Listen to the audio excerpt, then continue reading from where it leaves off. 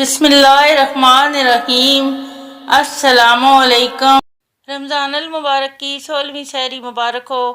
اللہ تعالیٰ اس رمضان مبارک میں ہم سب کے گناہ معاف فرمائے اور آئندہ زندگی میں ہمیں گناہوں سے بچنے کی توفیق عطا فرمائے، آمین۔ روزہ آگ سے بچاؤ کا ذریعہ ہے۔ رسول اللہ صلی اللہ علیہ وآلہ وسلم نے فرمایا، کوئی شخص نہیں جو اللہ کی راہ میں ایک دن کا روزہ رکھے مگر اللہ تعالیٰ اس دن کے روزے کے بدلے اس کے چہرے کو جہنم کی آگ سے 70 سال کی مسافت تک دور کر دے گا۔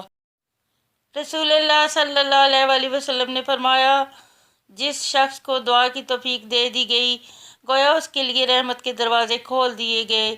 اللہ پاک ہم سب کو دعا کی توفیق دے، آمین۔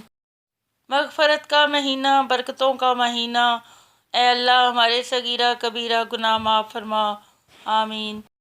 یا اللہ ہم کو روزے میں صبر اور استقامت دینا، آمین۔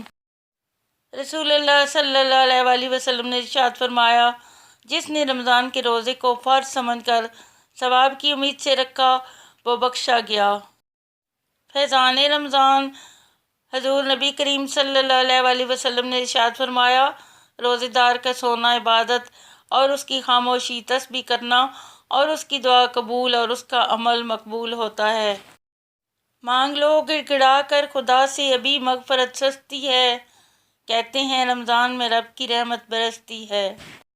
اے اللہ اس ماہ مبارک کو ہر جگہ اسلام اور مسلمانوں کی فتح اور خود مختاری کا ذریعہ بنا دے، اے تمام جہانوں کے پروردگار۔